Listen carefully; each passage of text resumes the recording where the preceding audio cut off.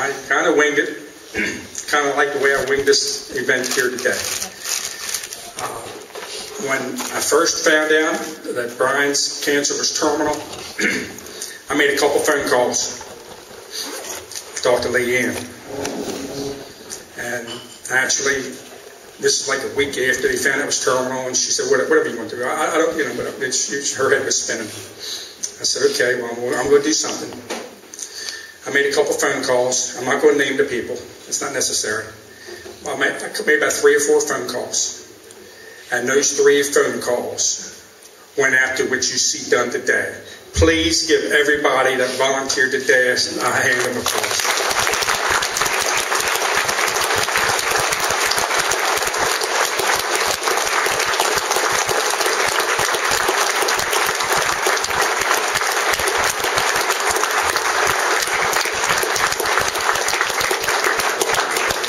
Somehow I had to figure out a way to hide this from Brian. Well, that wasn't going to happen either, because that boy's on Facebook faster than anything.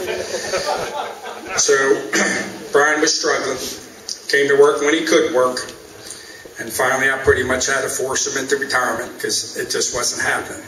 Not because of what he was doing and not doing at work, it's because he went through his denial phase, and he finally had to admit, look, I got to start getting my house in order. I had to start getting all the paperwork and everything done together, which took quite a few weeks to do. And I think Brian's got that pretty much under control now. But I told Brian what I was doing. He said, no, I don't want you doing anything like that. He says, I don't want you doing it. I said, and just as fast as he said no, as fast a comeback I had, I said, Brian, it's not all about you. And I thought he was going to kick my ass. And it's truly not all about him.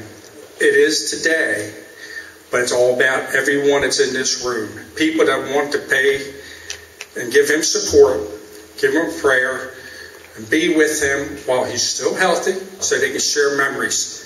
And my number one goal today was to uplift his spirits and show that all he's got to do is look around this room, and there are a lot of people that could not be here today that made generous donations and well wishes. Brian had no clue how many people he has touched over the course of his lifetime. He said, John, I hope there's more than 10 people coming, because I think I only got 10 immediate family members coming. I said, Brian, I'll just get another can of tuna fish. And then he settled down because I thought he was going to choke me. And then he said, okay, all right, keep it small. Then as I got the wheels in motion, I had no clue how we were going to pay for it. I knew somehow it would work out. And then as this thing started to develop, these first 3 or 4 phone calls I made, and I'm not going to name them, they know who you are. They turned around and made phone calls, and it just kept growing and growing and growing. That's what the brotherhood is all about. That's what belonging to a union is all about. I didn't have to make 60 phone calls. I made 3 or 4. And they all came together, and next thing you know, I'm getting phone calls from family, friends, Leanne's co-workers, emails from Mama folks, and it just kind of grew. And it only grew for one reason.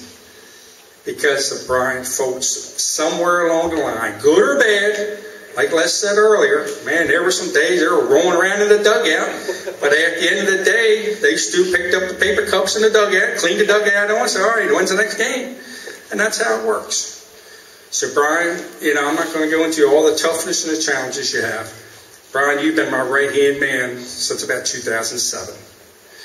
Without a doubt, I've never had once to look past my back. You've always had my back. You've always been my wingman.